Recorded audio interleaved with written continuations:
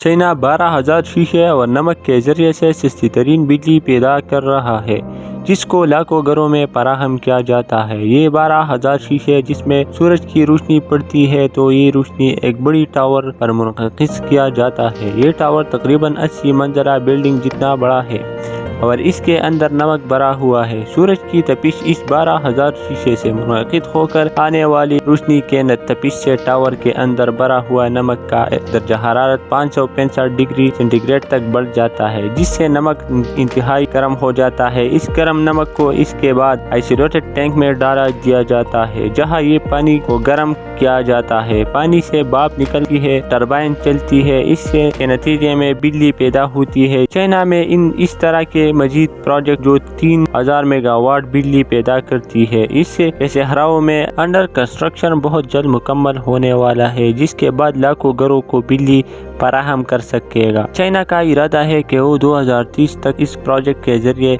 15,000 megawatt बिजली पैदा कर सके। 15,000 मेगावाट बिजली इतना ज्यादा होती है कि बिजली सर्दियों में पूरे पाकिस्तान को दी जा सकती है। यहाँ आप अंदाजा लगाए, अगर चाइना इस क्लीन एनर्जी से 15,000 मेगावाट बिजली पैदा कर रहा है, जो बाकी जरिए से वो बिजली हासिल कर रहा होगा, वो कितनी होगी।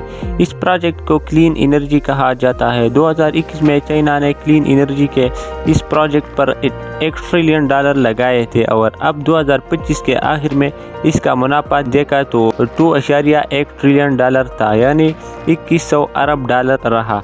चाइना जगह जगह सोलर पैनल पंप बना रहा है, नमक को समंदर या दूसरे जरिए से हासिल कर रहा है, जो इंतहाई सस्ता है। इसमें किसी किस्म की केमिकल ऐड करनी नहीं पड़ती, लागत इसकी कम है। सिर्फ नमक को एक 80 मंजिला जितना टावर में भर दे, इसके बाद इस टावर के इर्द गिर्द 12,000 शीशे लगा दे, जिनमें से सूरज की रोशनी मुनक़िस होकर इस टावर के ऊपर पड़ती है, तो इसका दर्जा हरारत 565 डिग्री सेंटीग्रेड तक पहुंच जाता है।